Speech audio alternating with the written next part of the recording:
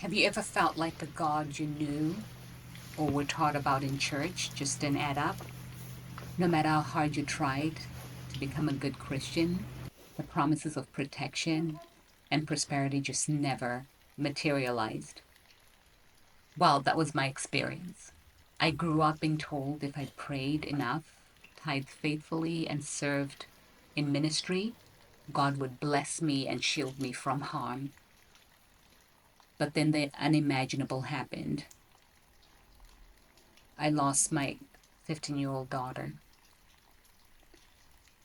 And all of a sudden, like all those feel good messages you grow up hearing in church just come crumbling like a sandcastle. And I thought to myself, well, where is God? You know, where is this God who's supposed to be my protector? The one who said, no weapon formed against me would prosper?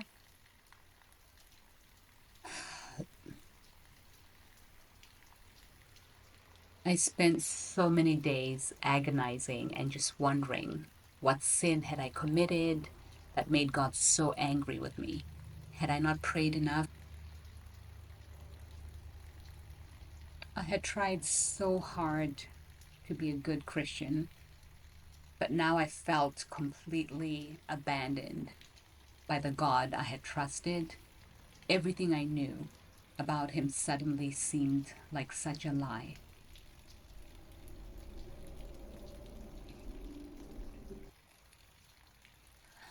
I realized that the God I had been taught, this God of endless blessings and comfortable Christianity, was not the full true picture of who God really is. Instead, I had been worshiping an idol, a God of my own making, a God who demanded my performance in return would make my life easy. But the Bible tells us a very different story. When I started reading the Bible for myself outside the lens of these Sunday sermons, I saw a God who was infinitely complex, a God who allows suffering, who commands violence, who sees at times, who seems at times distant and mysterious. This has not been the God that I've been taught in church. You see, often we want to market Christianity in the most palatable way, user friendly way if possible. We cherry pick the feel good verses and gloss over the harder truths. But in reality, the Bible is messy. It's full of imperfect people and tragic circumstances. It's a testament to the fact that following God does not guarantee a life free of pain and difficulty.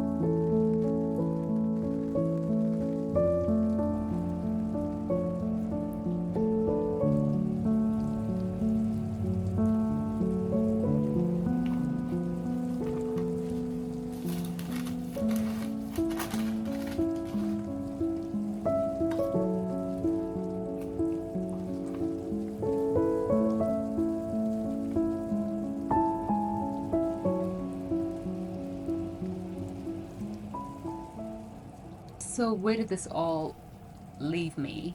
Do I simply walk away from the God who doesn't seem to hold up to my expectation?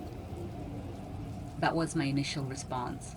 I was ready to be my own God, to define my own morality, and to live for my own happiness. After all, life was too short. But something in me just knew that I would ultimately be left empty. So instead, I set out on a journey to truly rediscover who God is. Beyond the caricatures and misrepresentations, I dove into the scriptures, studying the context and culture in which the Bible was written. I wrestled with the parts that made me very uncomfortable, that challenged my preconceived notions of who God was. And what I found was a God far more beautiful, terrifying, mysterious than I could have ever imagined.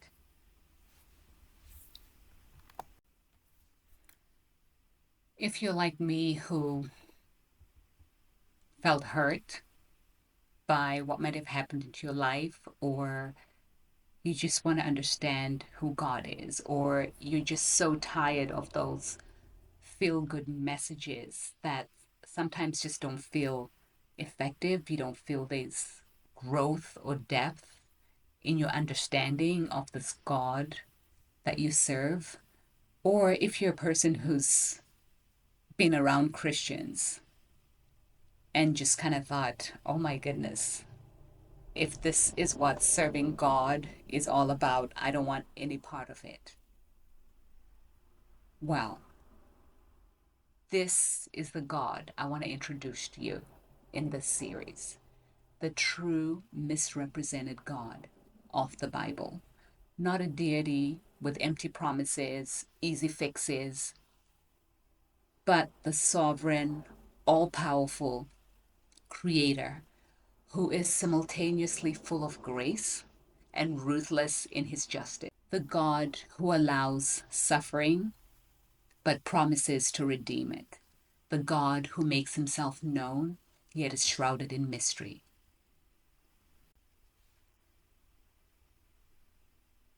I will warn you, it won't be easy encountering the full scope of who God is.